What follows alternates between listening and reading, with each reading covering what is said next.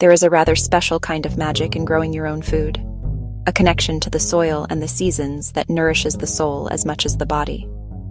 And when it comes to growing something with a bit of a kick, a bit of fire, the journey from a tiny, unassuming seed to a vibrant, glossy pod bursting with heat and flavor is a deeply rewarding one. It's a process that doesn't demand a sprawling country garden. It can unfold right on your own windowsill, a sunny balcony, or a small patch of earth.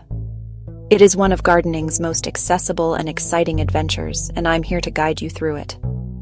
The satisfaction you feel when you pluck that first ripe chili from a plant you have nurtured yourself is immense. We will demystify the process, breaking it down into simple, manageable steps that anyone can follow. I want you to feel the thrill of watching those first green shoots and to see the delicate white flowers that promise future fruit. Growing chilies is more than horticulture. It is an act of creation. So let's get our hands dirty and start growing. Our first port of call is choosing your seeds, and this is where the real fun begins. The world of chilies is vast and exciting, so it's wise to think about what you want from your harvest. Are you after a mild, sweet pepper for salads and stir-fries like an Anaheim, pimiento de padrón, habanero, scotch bonnet? For the beginner, I'd suggest starting with something reliable and not overwhelmingly hot, such as jalapeno, cayenne. Read the descriptions on the seed packets carefully. They will give you a good indication of the heat level, the size of the plant, and days to maturity. Once you have chosen your champion seeds, you will need to gather a few basic supplies. You will need some small pots and seed trays. I find that 7 centimeter or 9 centimeter pots are ideal. They give the seedling enough room to develop a healthy root system before it needs moving. You will also need good quality peat-free seed compost, finer and perfect for delicate seedlings. Finally, you'll need some labels, essential to avoid mix-ups later on. Whichever container you choose, ensure they have drainage holes. This is non-negotiable. Without proper drainage, roots will rot. Chilies are sun worshippers. A bright south-facing windowsill is ideal. A heated propagator helps, but isn't essential. Now we come to the wonderfully hopeful act of sowing the seeds. This is where it all starts. Begin by filling your chosen pots or seed trays with peat-free seed compost. Don't press it down too firmly. Keep it light and airy. Gently tap the pot to settle the compost. Level it off and leave a rim of about 1 centimeter at the top. With your pots prepared, it is time to sow. Place 2 seeds on the surface of the compost in each pot, or 3 seeds, a gardener's insurance policy. Not every seed is guaranteed to germinate.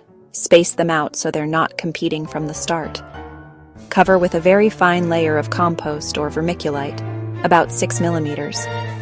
After sowing, seeds need a gentle drink to kickstart germination. Gentle, not a torrent. Best method, water from below. Stand your pots in a tray of water for about half an hour so compost soaks up from the bottom. When damp all the way through, lift pots and let excess drain away. Place your sown pots in a warm, bright spot. Propagator at 25-28 degrees Celsius or a warm windowsill will do. Create a mini greenhouse by covering with a clear bag or cling film to trap warmth and moisture. Now, all that's left is to wait. Be patient. It can take 1 to 3 weeks for the first signs of life. Check daily and celebrate when those first 2 little seed leaves appear. That first green push is the most wonderful reward. You're on your way. Once your chili seeds have germinated, and you see those first precious green shoots, your role as a plant guardian truly begins. Light is now the most critical factor. Your seedlings need as much direct sunlight as you can possibly give them. If you don't have a sunny windowsill, consider a simple grow light. Insufficient light will cause seedlings to become leggy, tall, thin, and weak. Turn your pots every day. Give them a quarter turn each morning so stems grow straight and strong. This builds a sturdy framework for the plant. Watering requires a delicate balance. Keep compost consistently moist, never waterlogged.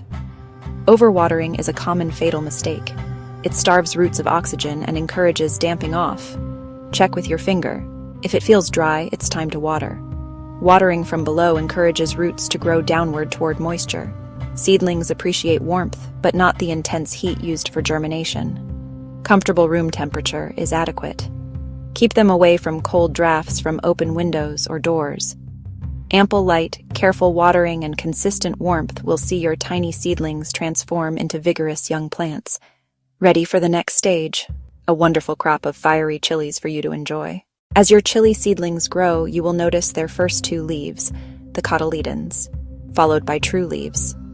After 2 or 3 sets of true leaves, and when fine white roots show through drainage holes, it's time to move to a bigger pot. If multiple seeds grew in one pot, be ruthless. Choose the strongest seedling and remove the rest. Snip weaker seedlings at the soil level so the compost's energy concentrates on one robust plant. Ready to pot on? Move from a 7-centimeter pot to a 10 or 12-centimeter pot as the plant grows. Fill the new pot with good quality peat-free multi-purpose compost. To remove the seedling, turn the pot upside down and gently tap the base. The root ball should slide into your hand. Handle by the leaves, not the delicate stem. Place the root ball into a hole in the new compost. Fill around and firm gently. Water well after transplanting to settle compost and reduce shock. The plant may look droopy for a day or two. This is normal while it acclimatizes. Keep it out of direct scorching sun for a couple of days. This potting on will likely need repeating 2 or 3 times as the plant develops. Finally, move to a final pot of at least 20 centimeters or 30 centimeters for roomy growth, allowing a full, healthy root system to develop.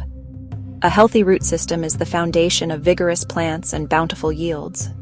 With careful potting and attention, your seedlings will grow into strong, fruiting plants ready for the season. Even with the most diligent care, you may still find unwanted visitors. The most common culprits, especially on indoor plants, are aphids, greenfly clustering on new growth and undersides of leaves. They suck sap and weaken the plant. First line of defense is physical. Squish them or dislodge with a jet from a small spray bottle. For persistent infestations, mix a few drops of washing up liquid in a liter of water and spray the plant, focusing on undersides of leaves. Another issue is blossom drop. Flowers fall off before setting pods. Usually stress, sudden temperature changes, too hot, too cold, or inconsistent watering. Leaves turning yellow? Often nutrient-related. Commonly lack of nitrogen. Start feeding with a balanced liquid fertilizer. A general tomato feed works well. Apply every 1-2 weeks through the season. Prevention is better than cure. Good air circulation and spacing reduce fungal issues. Check leaves regularly, top and bottom, and wipe leaves with a damp cloth to spot pests early. A little vigilance keeps plants healthy, happy, and productive. After weeks, sometimes months of patient nurturing, we arrive at the most exciting moment, the harvest. Knowing when to pick is key to the flavor and heat you desire. The longer a chili stays on the plant, the hotter and sweeter it generally becomes. Many chilies, like jalapenos, can be picked green for a milder, fresher taste, or leave them to ripen to a deep, glossy red for richer, fruitier heat. Visual cues are your guide. Vibrant, uniform color and firm, glossy skin indicate readiness. To harvest, snip the stem with a sharp pair of scissors or secateurs. Avoid pulling to prevent branch damage. Leaving a little stalk attached helps them stay fresh longer after picking. Regular picking signals the plant to produce more flowers and fruit. Pick often for a continuous supply. You can enjoy fresh chilies through summer and into autumn, and if you have a glut, they can be dried by hanging in a warm, airy room, or dried in a low oven, or frozen whole for later use. You can make chili oil, chili jam, or bottle your own hot sauce. Great ways to preserve flavor. Stocking your larder with homegrown heat is the ultimate reward. Months later, you'll enjoy the fruits of your labor, a bowl of your own chilies on the table. Growing chilies at home is simple, satisfying, and delicious. Give it a try. Your kitchen will thank you.